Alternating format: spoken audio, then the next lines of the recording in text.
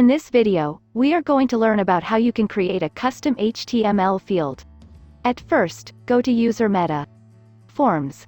Then, click Add New. Naming the form.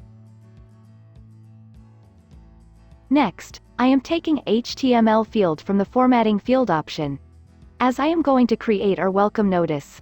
That's why I am not giving any field level. In the description, I am adding some text.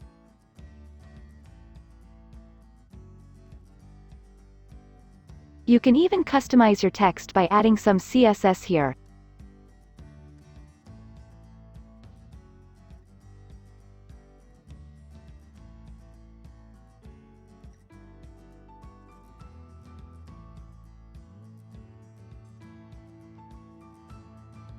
After you are done with your customization, click Save Changes. You can also customize your button title and class. Click Save Changes. Now, let's try this form.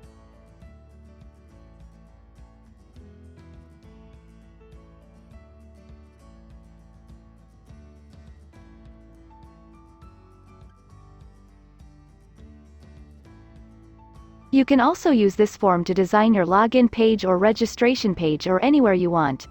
This way, you can use a HTML field in your form or any of your pages. Thank you for watching.